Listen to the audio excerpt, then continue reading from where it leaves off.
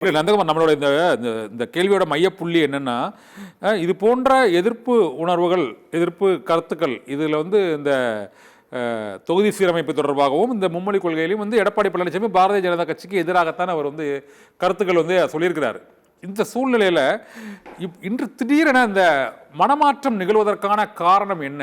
ஒருவேளை அது செங்கோட்டையன் அந்த இதுவரை இபிஎஸ் பெயரை குறிப்பிடாமல் இருப்பதற்கு காரணமா, அல்லது கடந்த 2-3 தேர்தல்களாக தொடர்ந்து தோல்வியை தழுவி வரக்கூடிய சூழ்நிலையில் ஒரு வலிமையான கூட்டணி அமைக்காமல் 2026 தேர்தலை சந்தித்தால் அது ஒரு பின்னடைவாக இருக்குமா என்று பல்வேறு சந்தேகங்கள் எழுகின்றன.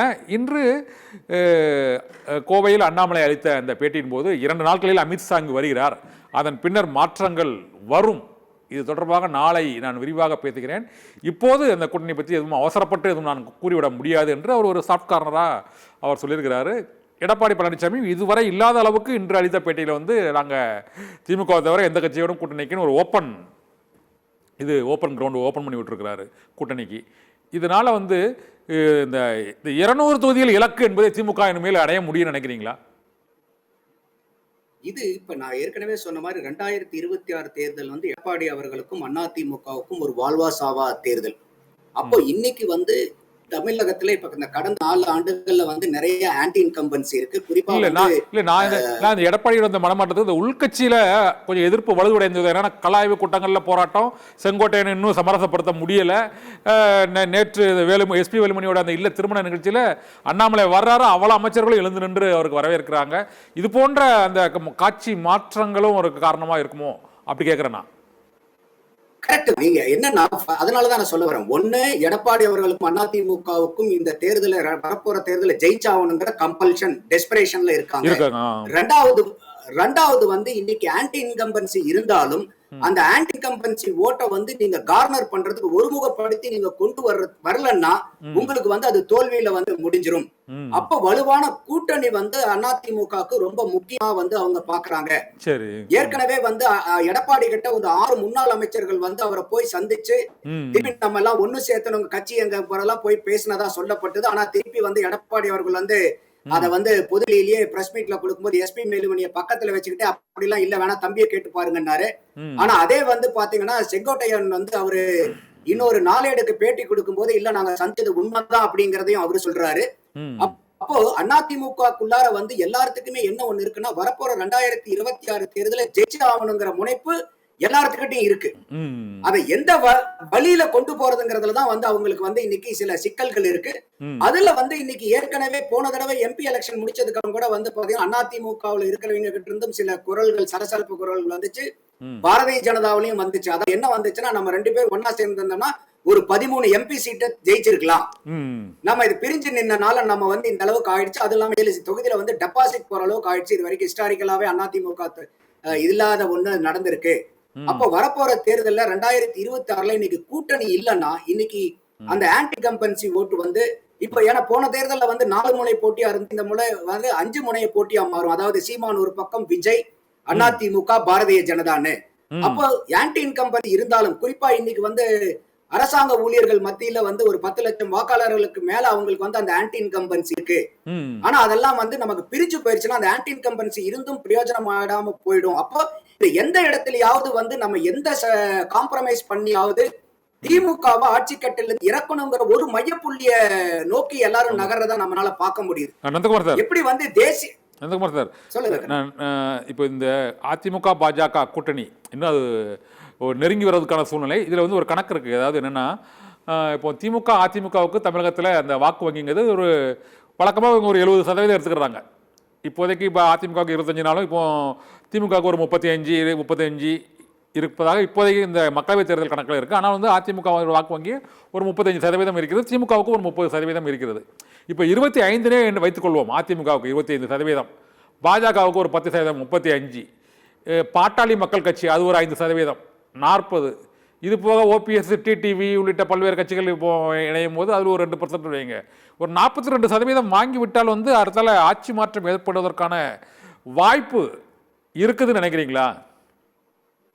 இல்ல, அந்த புள்ளியை நோக்கி தான் அவங்க நகர்றதா நம்மளால பார்க்க முடியுது. என்ன ஒரு காரணம்னா, போன தடவை 2024 அவர் வெளியே வராது. எதுக்காகனா சிறுபான்மையினர் ஓட்டை வாங்கணும்னு தான் பிஜேபி விட்டு வெளியே வராங்க அதிமுக. ஆனா 2024 பாராளுமன்ற தேர்தல்ல அவங்களுக்கு அந்த பலன் கிடைக்கல. ஆனா பாரதிய ஜனதாக்கு வந்து பாத்தீங்கன்னா அவங்களுடைய கூட்டணிக்கு 18% வாக்கு கிடைக்குது.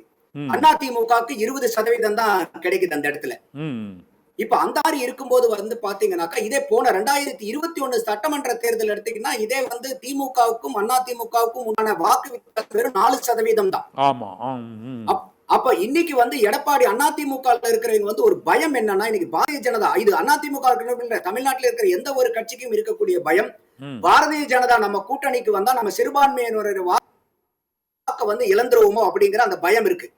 அது எடப்பாடிக்கும் யதார்த்தமாவே இருந்துச்சு. இந்த ஊசலாட்டம் அவர் வெளியே போய் அந்த வாக்கு வந்து அவரால சேர்க்க முடியல. நந்தகுமார், இந்த ஊசலாட்டம் தொடர்ந்துகிட்டே இருக்கிறதுனால ஒரு ஸ்டெடி ஓட் பேங்க் அதிமுக பெற முடியலையோன்னு தோணுது. ஏனென்றால் பிஜேபி கூட கூட்டணி வைக்கிறாங்க, சிறுபான்மை வாக்கு போகுது, திரும்ப பிஜேபியை கூட கூட்டணி விட்டு விலகுறாங்க, எஸ்டிபிஐ உள்ளிட்ட கட்சிகள் வருது, திரும்பிய கொஞ்சம் சிறுபான்மை வாக்கள் பெறும். அந்த வாக்குகள் வந்து இந்த முறை மொத்தமாக திமுக கூட்டணி கிடைக்காமல் கொஞ்சம் சிதறுவதற்கான வாய்ப்பு இருக்கக்கூடிய நிலையில் மீண்டும் இப்போ பிஜேபி கூட கூட்டணி அப்படிங்கும்போது இது யாருக்கு சாதகமாக முடியும்? திமுகவுக்கு சாதகமாக முடியுமா அல்லது அதிமுகவுக்கு இது சாதகமாக வரும்னு நினைக்கிறீங்களா?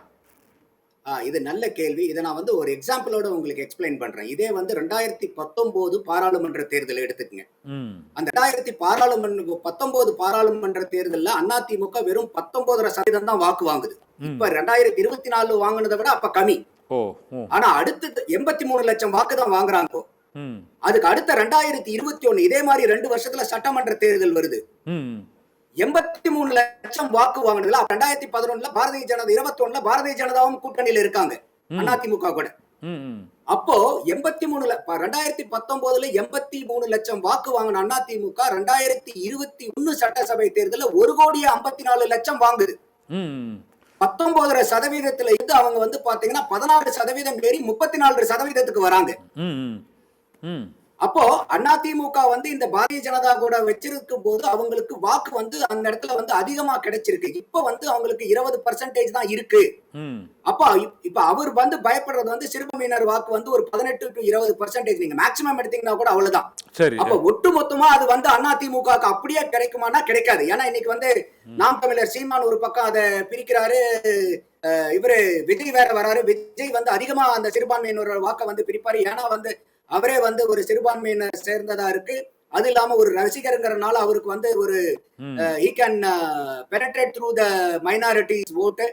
அந்த மாதிரி இருக்கும்போது இப்போ அவருக்கு அதிமுகவுக்கு அவங்க கணக்கு பிரகாரம் முழுக்க மைனாரிட்டி வந்து சேர்றதுக்கு வாய்ப்பு இல்லை. ஏன்னா திமுக இருக்கக்கூடிய மைனாரிட்டி அப்படியே எல்லாருமே 100% வெளியவும் போயிட மாட்டாங்க. அப்ப அவங்க என்ன கணக்கு போறதுக்கு வாய்ப்பு இருக்குன்னா, நமக்கு ஒரு 18 to 20% மைனாரிட்டி இருந்தாலும் அதுல பாதிக்கு பாதினா கூட வெறும் 10% தான். அதே கிடைக்கும் தெரியாது. இப்ப பாரதிய ஜனதாவோட கூட்டணி போகும்போது முழுமையா பாரதிய ஜனதா யாரு ஏதுன்னு தெரிஞ்சே 18% அவங்க கிட்ட இப்ப வாக்கு வங்கி இருக்கு இந்த 2024 தேர்தல்ல. அப்போ இந்த இடத்துல வந்து பாரதிய ஜனதா கூட கூட்டணி போகும்போது அந்த மைனாரிட்டி வாக்கு வரலன்னா கூட அத பிஜேபியினுடைய ஓட்டு வந்து நமக்கு சமாளிச்சிரும். அந்த கூட்டணியினுடைய வாக்கு வந்து நமக்கு சமாளிக்கும். அடுத்தது பெரும்பான்மை வாக்கு வங்கி இங்க ஈக்குவல் பண்ணிரும். சிறுபான்மை வாக்குகள் வந்து ஆமா விலகினாலும் பிஜேபி ஓட்டு சரியாவும் சொல்றீங்க. கரெக்ட். அப்ப இதாயிடும். அடுத்தது வந்து பாத்தீங்கன்னா இந்த ஆன்டி இன்கம்பன்சி ஓட்டு பிரியறதுல வந்து நாலா பிரிஞ்ச இடத்துல இன்னைக்கு வந்து சீமான் அதிமுகவும் பாரதிய ஜனதாவும் ஒரு கூட்டணியா இருந்தா அது ஒண்ணு விஜய். அப்ப அது நாலா பிரிஞ்சது இப்ப மூணா பிரியும் போது இந்த அதிமுக பிளஸ் பாரதிய ஜனதா கூட்டணிக்கு வந்து அந்த ஆன்டி இன்கம்பன்சி ஓட்டை வந்து நம்ம ஸ்வீகரிக்கிறதுக்கு அதிகமான வாய்ப்பு இருக்கும் அப்படிங்கறது தான் பாரதிய ஜனதாவும் அதிமுகவும் போடக்கூடிய கணக்கா நான் பாக்குறேன்.